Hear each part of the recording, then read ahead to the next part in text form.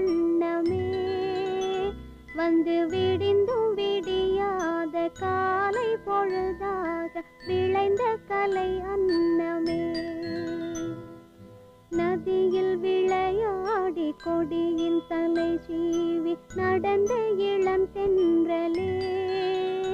வளர்பொதிகை மலை தோன்றி மதுரை நகர் கண்டு பொலிந்த தமிழ் மன்றமே